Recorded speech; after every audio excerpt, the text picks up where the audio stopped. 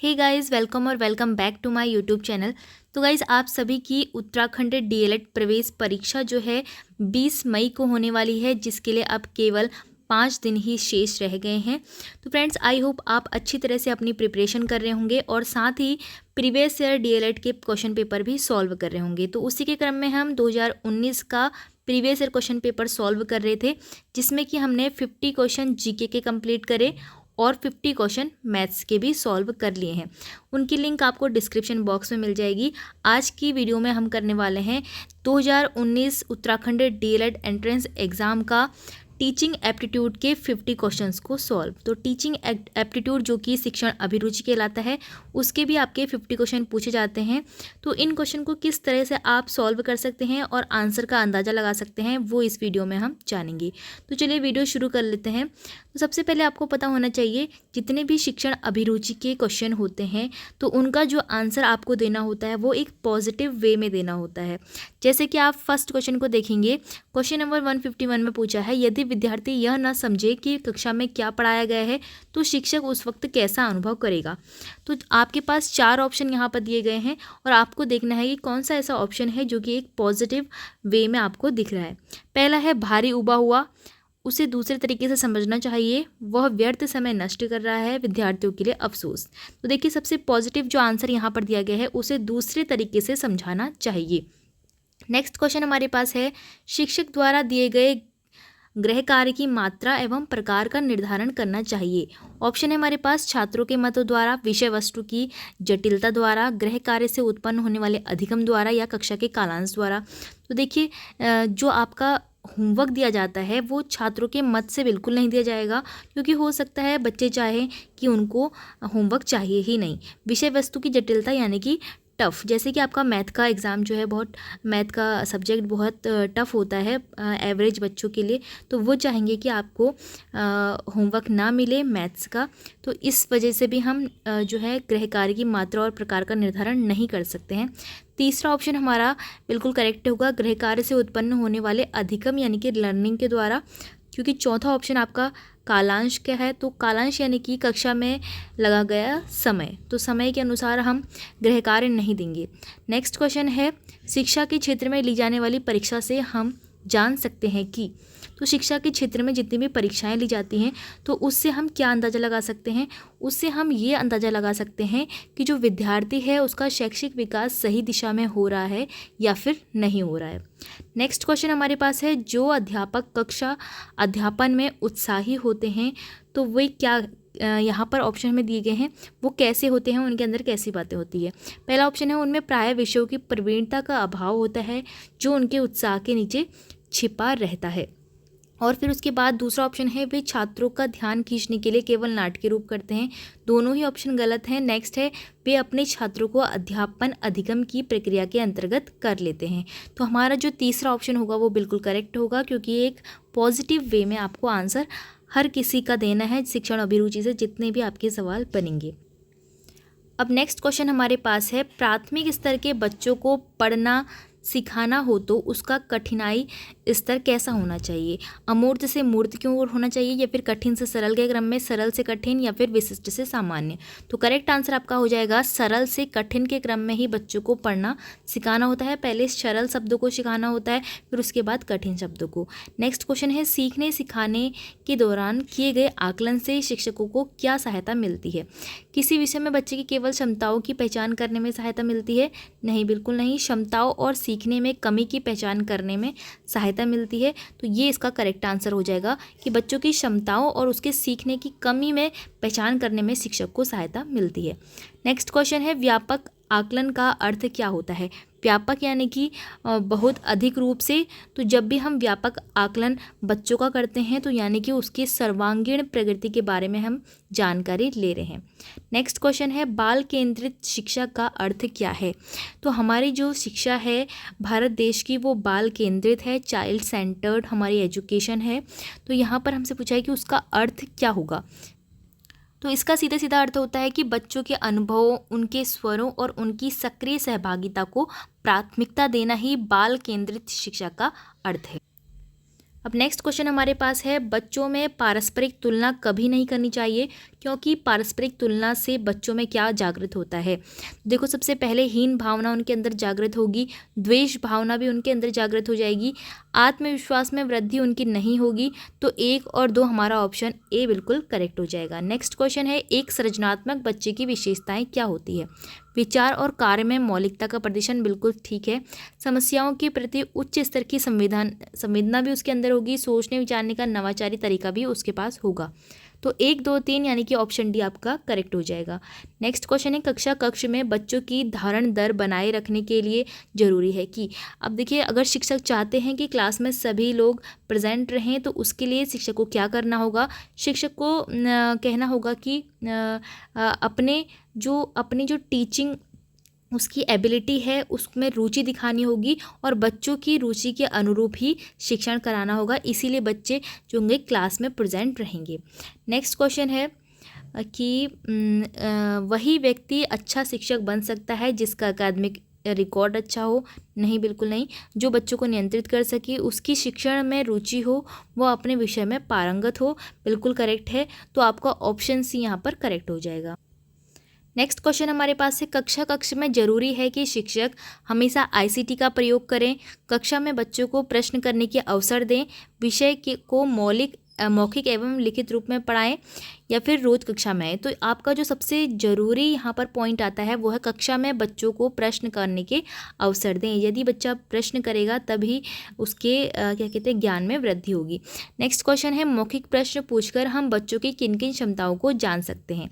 यदि हम oral question बच्चों के साथ करते हैं तो हमें पता चलता है कि सुनने, दोहराने व निर्देशों को समझने व उसके अनुसार कार्य करने की क्षमता बच्चे में कितनी है। तो ऑप्शन बी यहाँ पर करेक्ट हो जाएगा। नेक्स्ट है, यदि आपको पता चलता है कि आपकी कक्षा में कोई बच्चा अल्प दृष्टि बाधित है तो निम्नलिखित में से कौन सा तरीका सबसे अच्छा रहेगा। तो अगर बच्चे को कम दिखाई देता है तो क्या करेंगे आप, उसको श्यामपट्ट के नज़दीक बिठाएंगे, उसको प्रतिभावान बच्चों के बीच बिठाएंगे, या फिर जहां वह रोज़ बैठता है वहीं बैठने देंगे। और लास्ट ऑप्शन है, उसको श्यामपट्ट के नज़दीक बिठाएंगे और श्यामपट्ट में बड़े बड़े अक्षरों का प्रयोग करेंगे। तो आपका ऑप्शन डी बिल्कुल यहाँ पर करेक्ट हो जाएगा। नेक्स्ट क्वेश्चन है, बच्चों के विकास के विभिन्न पहलुओं की समझ एक शिक्षक के लिए आवश्यक है, क्योंकि इससे शिक्षक को बच्चों की व्यक्तिगत भिन्नता के अनुरूप कक्षा शिक्षण करने में सहायता मिलेगी, शिक्षक को बच्चों को समझने में सहायता मिलेगी। तो यहाँ पर ए और बी दोनों ही पॉइंट सही हैं, तो आपका ऑप्शन सी करेक्ट होगा। अब नेक्स्ट क्वेश्चन हमारे पास है, निम्नलिखित में से एक स्व अभिप्रेरित बच्चे के लक्षण होते हैं। स्व अभिप्रेरित यानी कि सेल्फ मोटिवेटेड जो बच्चा होता है उसका लक्षण कैसे होते हैं। वो हर कार्य को करने में उत्साहित होता है, बिल्कुल करेक्ट। कार्य करते समय उच्च श्रेणी की ऊर्जा भी वो प्रदर्शित करता है। डांट के भय से कार्य करता है, बिल्कुल नहीं। अगर बच्चा सेल्फ मोटिवेटेड है तो उसको डांट का कोई भय नहीं होता है, बल्कि वो खुद ही के मोटिवेशन से कार्य करता है। तो आपका 1 और 2 ऑप्शन ठीक हैं, तो ये आपको ऑप्शन बी में नज़र आ रहे हैं, ऑप्शन बी करेक्ट हो जाएगा। नेक्स्ट क्वेश्चन है, आकलन का क्या उद्देश्य होना चाहिए। तो बच्चों का आकलन हम क्यों करते हैं, उसका उद्देश्य क्या होना चाहिए। इसका उद्देश्य होता है सीखने के दौरान कमियों की पहचान करना और उसका निराकरण भी करना। नेक्स्ट क्वेश्चन है 169, जिसमें पूछा है समान शैक्षिक अवसर इस कथन से तात्पर्य है, यानी कि सभी लोगों को हम एक जैसी शिक्षा दें और उसकी योग्यता के अनुसार शिक्षा दें। तो आपका ऑप्शन 2 देखिए, सभी को समान अवसर प्रदान करना जिससे वे अपनी योग्यता के अनुरूप शिक्षा प्राप्त कर सके। साथ ही ऑप्शन 1 में देखिए, सभी लोगों को एक जैसी शिक्षा देना, सभी को शिक्षा प्राप्त करने के लिए योजनाएं बताना। तो आपका देखिए यहाँ पर 1 और 2 बिल्कुल करेक्ट हो जाएगा, तो आपका ऑप्शन है यहाँ पर करेक्ट। अब नेक्स्ट क्वेश्चन हमारे पास है, निम्नलिखित में से कौन सा कथन शिक्षण के संदर्भ में सत्य है। पहला ऑप्शन है, उत्तम शिक्षण वह होता है जिसमें शिक्षक और शिक्षार्थी दोनों क्रियाशील रहते हैं। दूसरा ऑप्शन है, शिक्षण का अर्थ है कि विद्यार्थियों को अधिक से अधिक जानकारी देना। शिक्षण का अर्थ है श्रव्य दृश्य सामग्री का प्रयोग करना। या फिर शिक्षण वह प्रक्रिया है जिसमें विद्यार्थी शिक्षक के विचारों से प्रभावित होते हैं। देखिए, अब आप इन चारों ऑप्शन में कंफ्यूज हो रहे होंगे, तो आपको बता देती हूँ कि जो ऑप्शन नंबर फर्स्ट है, ए ऑप्शन है वो बिल्कुल करेक्ट होगा, क्योंकि ऐसी क्लास जहाँ पर शिक्षक और शिक्षार्थी दोनों क्रियाशील होते हैं, क्रियाशील यानी कि एक्टिव होते हैं, दोनों आपस में चर्चा करते हैं, वार्तालाप करते हैं, प्रश्नोत्तर करते हैं, तभी वो शिक्षण जो होता है एक उत्तम शिक्षण माना जाता है। नेक्स्ट क्वेश्चन है, विद्यार्थियों में नैतिक गुणों का विकास तब हो सकता है जब। तो देखिए, अगर आपके स्टूडेंट्स में मोरल वैल्यू आपको जगानी है तो उसके लिए क्या करना पड़ेगा। ऑप्शन पहला है, शिक्षक नैतिक गुणों से संबंधित कहानियाँ सुनाएं, या फिर स्वयं नैतिक गुणों का अनुकरण करे व विद्यार्थियों को अभिप्रेरित करे। समय समय पर विद्यार्थियों को नैतिक गुणों पर सामग्री एकत्रित करने के लिए कहे, और आध्यात्मिक विषय पर शिक्षक बच्चों से बातचीत करे। तो आपको दिख रहा होगा यहाँ पर जो ऑप्शन बी है, यदि जो शिक्षक होगा वो खुद ही नैतिक गुणों का अनुकरण करेगा तो ही विद्यार्थी जो हो सकते हैं वो सेल्फ मोटिवेटेड हो सकते हैं। नेक्स्ट क्वेश्चन है, यदि कोई शिक्षक अपने विषय का पाठ्यक्रम समय पर पूरा नहीं कर पाता है तो सबसे अच्छा तरीका कौन सा रहेगा। तो अगर आपका सिलेबस पूरा नहीं हो पा रहा है तो आप क्या करेंगे, पाठ्यक्रम पूरा करने के लिए एक्स्ट्रा क्लासेस लेंगे, या फिर जहाँ तक पढ़ाया गया है वहीं तक के प्रश्न पूछेंगे, अधूरे पाठ्यक्रम से केवल महत्वपूर्ण प्रश्न छाटेंगे और उत्तर बच्चों को बता देंगे। फिर है, विद्यार्थियों को पाठ्यक्रम स्वयं पूरा करने के लिए कहेंगे। तो देखिए, आपको जो सबसे अच्छा तरीका होगा वो होगा एक्स्ट्रा क्लासेस यानी कि अतिरिक्त कक्षाएं लेना। नेक्स्ट क्वेश्चन है, यदि किसी शिक्षक को कक्षा शिक्षण के दौरान विद्यार्थी द्वारा पूछे गए प्रश्न का उत्तर नहीं आता है तो उसे क्या करना चाहिए। तो जब ऐसी कंडीशन आपके सामने आ जाए कि आपसे पूछा गया प्रश्न आपको नहीं आता है, तो ऐसे में विद्यार्थी को ऐसे ही उत्तर दे देना चाहिए, या फिर उसे डांट कर बैठा देना चाहिए। उसे कहना चाहिए कि इसका उत्तर विस्तार से अध्ययन करने के बाद बताएंगे। ऑप्शन डी है, उसे कक्षा से बाहर जाने के लिए कहेंगे। तो आपका जो सही उत्तर हो जाएगा ये होगा, उसे कहेंगे कि हम इसका जो है विस्तार से अध्ययन करेंगे, फिर आपको इसका राइट आंसर बताएंगे। अब देखिए, अगला प्रश्न में बोल रहा कि यदि आपकी कक्षा में कोई विद्यार्थी अधिकतर अनुपस्थित रहता है तो आप ऐसे में क्या करेंगे। आप इसकी सूचना प्रधानाचार्य जी को देंगे, या फिर इस ओर ध्यान ही नहीं देंगे, या फिर उसके कक्षा में अनुपस्थित होने का उससे कारण को जानेंगे, और लास्ट है उसका नाम उपस्थिति पंजिका से काट देंगे। तो सबसे बेहतर तरीका आपके पास है कि उस बच्चे से आप कक्षा में अनुपस्थित होने का क्या करेंगे, रीज़न को जानेंगे। नेक्स्ट क्वेश्चन है, विद्यालय में शिक्षक अभिभावक बैठक आयोजित करने के क्या उद्देश्य होने चाहिए। शिक्षक अभिभावक बैठक का अर्थ होता है पेरेंट्स टीचर मीटिंग, पीटीएम जिसको आप कहते हो। तो उसमें क्या करना चाहिए, उसका उद्देश्य क्या होता है, अभिभावकों को बच्चों के विषयवार अंकों के बारे में सूचना देना, या फिर ऑप्शन बी है बच्चे के सबल एवं कमज़ोर पक्षों के विषय में चर्चा करना। तीसरा ऑप्शन है बच्चे जिन विषयों में अच्छा प्रदर्शन नहीं कर पा रहे हैं केवल यह बताना, बच्चों की उपलब्धियों को बताना। अब देखिए, यहाँ पर जो सबसे राइट ऑप्शन हो जाएगा वो होगा बच्चे के सबल और कमज़ोर पक्ष, यानी कि उसका प्लस पॉइंट क्या है और नेगेटिव पॉइंट क्या है, उन दोनों ही विषयों में चर्चा करना। अगला प्रश्न में बोलता है कि एक अच्छे शिक्षक को विद्यार्थियों द्वारा किए गए कक्षा कार्य को कैसे जांचना चाहिए। तो इसके लिए क्या करना चाहिए, कक्षा कार्य पूर्ण होने के 1 सप्ताह के भीतर, या फिर जब शिक्षक के पास समय हो, या फिर कार्य पूर्ण होने के तुरंत बाद जिसमें शिक्षक के हस्ताक्षर हो, या फिर कार्य के पूर्ण होने के तुरंत बाद जिसमें कार्य के संदर्भ में त्रुटियों एवं सुधार का उल्लेख हो। तो आपका ऑप्शन डी एकदम करेक्ट हो जाएगा। नेक्स्ट क्वेश्चन है, शिक्षक व्यवहार के संबंध में कौन सा कथन सत्य नहीं है। अब देखिए, पहला है शिक्षक व्यवहार विश्वसनीय होता है, बिल्कुल करेक्ट है। शिक्षक व्यवहार निश्चित होता है, ये इनकरेक्ट है। शिक्षक व्यवहार बाह्य व्यवहार तथा लक्षणों द्वारा प्रदर्शित होता है। शिक्षक व्यवहार व्यक्तिक विशेषताओं का क्रियात्मक रूप है। तो आपका सी और डी भी सही है। तो यहाँ पर ऑप्शन बी जो होगा वो गलत होगा, क्योंकि शिक्षक व्यवहार निश्चित नहीं होता है, वो अनिश्चित भी हो सकता है। आपके कम अंक लाने के जो है कंडीशन में शिक्षक का व्यवहार चेंज हो सकता है। वो आपको समझा सकते हैं कि आपको अन्य सब्जेक्ट में अन्य बारी से नेक्स्ट क्लास में आपको अच्छे मार्क्स लाने, तो इस तरह से व्यवहार चेंज हो सकता है। अभी नेक्स्ट क्वेश्चन हमारे पास है, एक अध्यापक को शैक्षिक मनोविज्ञान का ज्ञान अवश्य होना चाहिए ताकि वह क्या कर सके, शिक्षा के उद्देश्यों को समझ सके, उचित शिक्षण विधियों का विकास कर सके, उचित विषय वस्तु का चयन कर सके, मूल्यांकन की सही विधियां अपना सके। तो शैक्षिक मनोविज्ञान यानी कि एजुकेशनल साइकोलॉजी का ज्ञान होना चाहिए उचित शिक्षण विधियों का विकास करने के लिए। नेक्स्ट क्वेश्चन है, बच्चे के अवांछनीय संवेगों के संबंध में निम्नलिखित में से कौन सा व्यवहार सबसे कम प्रभावी है? बच्चे में सुरक्षा भाव भरना, अपने संवेगों से मुकाबला करने के लिए उसमें कुछ योग्यताएं पैदा करना, बच्चे को दंड देना तथा कहना कि वह ऐसा कार्य दोबारा न करे जो अच्छा नहीं है। नेक्स्ट है, बच्चे की योग्यता तथा उसकी महत्वाकांक्षाओं के बीच की खाई को भरना अथवा उसके ऊपर लादा गया बोझ कम करना। तो आपको दिख रहा होगा ये 3 ऑप्शन आपके बिल्कुल करेक्ट हैं, लेकिन बीच वाला जो ऑप्शन सी दिया गया है इसमें बोला है इन्होंने कि बच्चे को दंड देना और कहना कि वो ऐसा कार्य ना करे। तो ये सबसे कम प्रभावी होगा, क्योंकि दंड देने से कभी भी बच्चा कोई सुधरता नहीं है। नेक्स्ट क्वेश्चन है, निम्नलिखित में से कौन सा कथन गृह कार्य के संबंध में सबसे उपयुक्त माना गया है? ऑप्शन फर्स्ट है, गृह कार्य छात्रों की प्रवृत्तियों एवं स्तर के अनुकूल होना चाहिए। गृह कार्य का स्वरूप भाषा की दृष्टि से शुद्ध होना चाहिए और गृह कार्य को क्रमागत होना चाहिए। गृह कार्य उद्देश्य केंद्रित होना चाहिए। तो सभी यहाँ पर गृह कार्य के संबंध में सत्य कथन है, उपरोक्त सभी इसका करेक्ट आंसर होगा। नेक्स्ट क्वेश्चन है, बच्चों के व्यवहार का सूक्ष्म निरीक्षण करते समय शिक्षकों को किन बातों का विशेष ध्यान रखना चाहिए? तो जब भी आप बच्चों के बिहेवियर का निरीक्षण कर रहे हो तो देखिए क्या करना चाहिए, प्रत्येक विद्यार्थी को व्यवहार के प्रत्येक लक्षण में बराबर महत्व देना चाहिए। प्रत्येक विद्यार्थी का विविध प्रकार की परिस्थितियों जैसे कक्षा, समिति के काम, वाद विवाद, खाने की छुट्टी आदि में निरीक्षण करना, प्रत्येक विद्यार्थी के समूह के अन्य व्यक्तियों से तुलना करना, अपने पूर्वाग्रहों के प्रति सावधान रहना।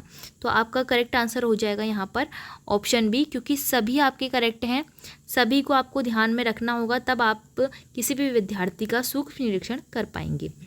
अगला प्रश्न है, निम्नलिखित में से सही कथनों का चयन करना है। एक विद्वान को अपना विषय तैयार करने और कक्षा में जाने की आवश्यकता नहीं है। तो बिल्कुल गलत कथन है। अनुभवी अध्यापकों के लिए यह आवश्यक नहीं है कि वे कक्षा में जाने से पूर्व तैयारी करें, बिल्कुल गलत है।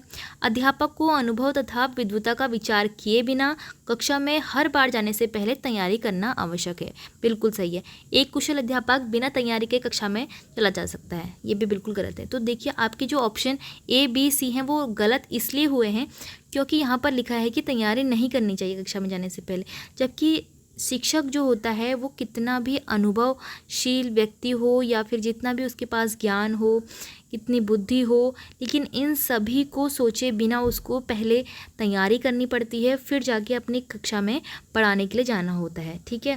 तो ये सबसे ज़्यादा ज़रूरी है। नेक्स्ट क्वेश्चन है, निम्नलिखित की समीक्षा करनी है। कथन ए दिया है और उसका कारण दिया है। कथन में कहा है कि कक्षा में अध्यापन कार्य में तरह तरह की युक्तियाँ सम्मिलित होनी चाहिए। कथन तो बिल्कुल सही है, क्योंकि अलग अलग प्रकार की युक्तियाँ ही मेथड हमें अपनाने चाहिए। कारण दिया है कि छात्रों की अधिगम शैली में व्यक्तिगत भिन्नताएँ होती हैं, क्योंकि देखिए इंडिविजुअली डिफरेंस पाया जाता है सारे बच्चों की लर्निंग प्रोसेस में, इसीलिए क्या करना चाहिए, टीचर्स को अलग अलग प्रकार से बच्चों को सिखाना चाहिए। तो बिल्कुल सही है, कथन भी सही है और उसी का कारण ये सही है, तो आपका ऑप्शन ही करेक्ट हो जाए। नेक्स्ट क्वेश्चन है, एक अध्यापक विद्यार्थियों को पढ़ा रहा है, यदि दूसरों के विचार आपके विचारों के विपरीत हों तो भी उन्हें उत्तेजित नहीं होना चाहिए, वह उनके डैश का ध्यान रख रहा है। अब देखिए यदि आप कक्षा में पढ़ा रहे हैं और आपके विचार जो हैं दूसरे बच्चों के विचारों से नहीं मिल रहे हैं तो आपको उत्तेजित नहीं होना है। क्यों नहीं होना है? क्योंकि आपको अपने भावात्मक विकास का ध्यान रखना है, ठीक है, इसलिए। क्वेश्चन नंबर 185 है, शिक्षक छात्रों में समस्या सुलझाने तथा तार्किक योग्यताओं का विकास करने के लिए निम्नलिखित के द्वारा क्या कर सकते हैं?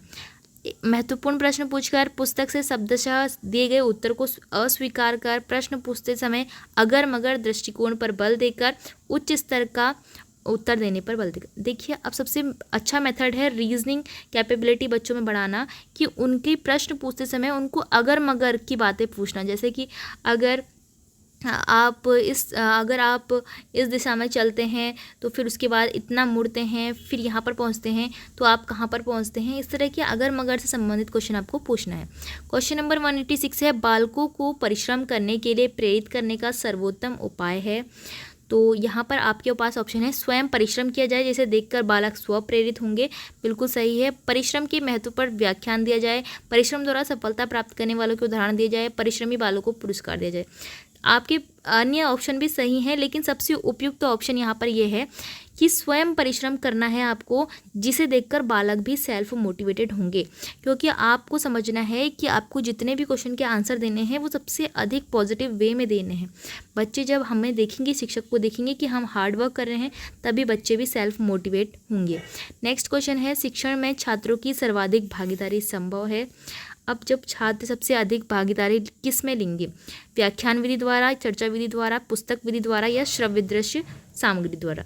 सबसे अधिक वो भागीदारी लेंगे चर्चा विधि द्वारा, क्योंकि इसमें आपका डिस्कशन होगा आपस में, तो सभी बच्चे एक साथ उसमें एक्टिव रहेंगे। नेक्स्ट क्वेश्चन है, शिक्षक होने के नाते आप अपने छात्रों से कैसा संबंध रखना चाहते हैं? ऑप्शन है मित्रवत, पुत्रवत, एक परिचित व्यक्ति जैसा या फिर छात्र की आयु के अनुरूप। तो यहाँ पर सही आंसर होगा मित्रवत। फ्रेंडली नेचर होना चाहिए आपका अपने स्टूडेंट्स के साथ। यदि पीछे बैठने वाले छात्र सदैव बातचीत में ही व्यस्त रहते हैं तो अध्यापक को ऐसी कंडीशन में क्या करना चाहिए? उन्हें जो कुछ वे कर रहे हैं उन्हें करने देना चाहिए या फिर उन्हें दंड देना चाहिए? उन्हें आगे बैठाएं और उन पर नज़र रखें या उपरोक्त में से कोई नहीं? तो आपका करेक्ट आंसर होगा कि उन बच्चों को आगे बैठाना चाहिए और उन पर नज़र रखनी चाहिए। नेक्स्ट क्वेश्चन है, अधिकांश छात्र उन शिक्षकों से पढ़ने के लिए इच्छुक होते हैं जो उसके पहले भी उन्हें पढ़ा चुके हों, स्कूल में अति योग्य शिक्षक माने जाते हों, उन्हें प्रभावशाली व्यक्तित्व वाले लगते हों, या फिर जो छात्रों की समस्याएं हल करने में रुचि रखते हों? तो आपका ऑप्शन डी ही इसमें करेक्ट हो जाएगा। अब है नेक्स्ट क्वेश्चन, विद्यार्थी अध्यापक का सर्वाधिक आदर करेंगे यदि वह अपने कार्य के प्रति निष्ठावान होंगे, वह अनुशासन लागू करने में सफल होंगे, वह विद्यार्थियों के साथ फ्रेंडली होंगे, वह अपना प्रभुत्व दृढ़तापूर्वक प्रकट करेंगे। तो सही ऑप्शन आपके पास होगा, यदि आप अपने कार्य के प्रति निष्ठावान होंगे तभी विद्यार्थी भी आपका सबसे अधिक आदर करेंगे। नेक्स्ट क्वेश्चन है, अध्यापन प्रारंभ करने से पूर्व शिक्षक को चाहिए कि वह अपने विद्यार्थियों के वर्तमान तथा भूत के भविष्य में जाने, या फिर विद्यार्थियों के मस्तिष्क में काम कर रहे वातावरण के विचलनों से भिज्ञ हो, वह अपने विद्यार्थियों की जिज्ञासा को उजागर करने में सक्षम हो? तो एक अध्यापन को प्रारंभ करने से पहले इन सभी बातों का आपको ध्यान रखना है। तो उपरोक्त सभी आपका करेक्ट आंसर होगा। नेक्स्ट क्वेश्चन है, शिक्षण का पहला चरण क्या होना चाहिए? तो फर्स्ट स्टेप क्या होना चाहिए? योजना बनाना या फिर पाठ्य सामग्री को सुसंगठित करना, विद्यार्थियों के बैकग्राउंड को जानना, या इनमें से कोई नहीं? तो करेक्ट आंसर हो जाएगा, सबसे पहले आपको क्या करनी है? प्लानिंग करनी है, या आपको सबसे पहले योजना बनानी है। नेक्स्ट क्वेश्चन है, कल्पना कीजिए कि आप एक महत्वाकांक्षी अध्यापक हैं। आप कक्षा अध्यापन के विषय में अत्यंत ऊंचा आदर्श रखते हैं, किंतु आपका कठिन परिश्रम कारगर नहीं होता है। तो इस समस्या के पीछे आपका क्या कारण हो सकता है? पहला है, आपके शिक्षण का स्तर विद्यार्थियों की क्षमता से अधिक ऊंचा है, या फिर छात्रों के मध्य जो व्यक्तिगत भिन्नता है वह आपके प्रयास को नष्ट कर देती है। तो दोनों ही आपके ऑप्शन करेक्ट हो सकते हैं। इन दोनों ही कारणों से आपकी शिक्षण शैली में जो है कठिनता आ रही है। ऑप्शन ए और बी आपका दोनों करेक्ट होगा। नेक्स्ट है, सीखने का सबसे समुचित तात्पर्य है। सीखने का अर्थ क्या होता है? ज्ञान देना या फिर व्यवहार में परिवर्तन, व्यक्तिगत रूप से माहौल में ढलना, या फिर हुनर की प्राप्ति? तो करेक्ट आंसर हो जाएगा व्यवहार में परिवर्तन। सीखना यानी कि जब भी हम किसी चीज़ को लर्न करते हैं, सीखते हैं, तो उससे क्या होता है? हमारे बिहेवियर में चेंजेस आते हैं, उसी को कहते हैं सीखना। नेक्स्ट क्वेश्चन है, कक्षा शिक्षण में श्रव्य दृश्य सामग्री के उपयोग का सबसे बड़ा लाभ क्या होता है? इसका बेनिफिट क्या होता है? छात्रों को पुस्तक के ज्ञान पर निर्भर नहीं रहना पड़ता है, सीखना सरल और रोचक हो जाता है, सीखने का सारा दायित्व जो है छात्र पर निर्भर होता है, छात्रों को कम अध्ययन करना पड़ता है। तो करेक्ट आंसर इसका हो जाएगा, इसके द्वारा सीखना सरल और रोचक हो जाता है यदि श्रव्य दृश्य सामग्री से टेलीविजन पर कुछ उनको दिखाया जाए। शिक्षक को आशावादी क्यों होना चाहिए? वह विनोद प्रिय बन सकेगा, वह अपने छात्रों को भी आशावादी बना सकेगा, वह छात्रों में अच्छी आदतें डाल सकेगा, वह कक्षा को अनुशासन प्रिय बना सकेगा। तो इसका करेक्ट आंसर हो जाएगा, वह अपने छात्रों को भी आशावादी बना सकेगा, क्योंकि छात्र क्या करते हैं? वो अपने शिक्षक को देखकर ही सीखते हैं। जो शिक्षक करेगा, शिक्षक यदि आशावादी होगा, शिक्षक अनुशासनशील होगा, शिक्षक हार्ड वर्किंग होगा, तो वही सब देखकर भी छात्र सेल्फ मोटिवेटेड होते हैं और वैसे ही बनने का प्रयास करते हैं। अगला प्रश्न है, शरारती छात्रों के साथ शिक्षक का व्यवहार होना चाहिए। तो ऐसे शरारती छात्र, उनके साथ व्यवहार कैसा होना चाहिए? ऑप्शन बी इसका करेक्ट होगा, विनम्र होना चाहिए उनके साथ व्यवहार, लेकिन दृढ़ता से होना चाहिए। विनम्र तो होना चाहिए लेकिन उनके साथ दृढ़ भी होना चाहिए। नेक्स्ट क्वेश्चन है, कक्षा शिक्षण की व्यवस्था निर्भर करती है। तो एक कक्षा का शिक्षण किस व्यवस्था पर निर्भर करता है? प्रधानाचार्य की शैक्षिक योग्यता पर, या फिर शिक्षक की व्यावसायिक निपुणता पर, अन्य शिक्षकों के सपोर्ट पर, या फिर विद्यालय की साज सज्जा पर। तो एक क्लास की इफेक्टिव लर्निंग कैसे हो सकती है, टीचिंग कैसे हो सकती है, वो शिक्षक की व्यावसायिक निपुणता पर हो सकती है। अब लास्ट क्वेश्चन हमारे पास है, यदि छात्रों का शैक्षिक रिकॉर्ड अत्यधिक उत्तम है तो शिक्षक को निम्नलिखित कार्य करने की आवश्यकता होती है। अगर आपके बच्चे का शैक्षिक रिकॉर्ड यानी कि एकेडमिक रिकॉर्ड अच्छा है तो शिक्षक क्या करेगा? वह केवल छात्रों को अधिगम प्रणाली के खोजने में सहायता करे तथा उन्हें संदर्भ सूची प्रदान करे, छात्रों को प्रस्तुतिकरण में मदद करे किंतु उन्हें उसकी तैयारी स्वयं स्वतंत्र रूप से करने दे, छात्रों को स्वयं तैयार करने के लिए पर्याप्त अवसर दे तथा उन्हें स्वनिर्देशित होने दे, छात्रों की तैयारियां पाठ्यपुस्तकीय मात्र तो नहीं है, इसका निरीक्षण करें। तो करेक्ट आंसर इसका हो जाएगा, छात्रों को स्वयं तैयार करने के पर्याप्त अवसर दें तथा उन्हें स्वनिर्देशित होने दें। ठीक है, खुद ही से उनको चैप्टर तैयार करने के लिए अवसर देना है और देखना है कि वह स्वनिर्देशित हो रहे हैं या नहीं हो रहे हैं। तो फ्रेंड्स, आपका 2019 का यहाँ पर डीएलएड एंट्रेंस एग्जाम का पेपर हमने सॉल्व कर लिया है। जीके, मैथ और टीचिंग एप्टीट्यूड के सभी क्वेश्चन हमने सॉल्व कर लिए हैं।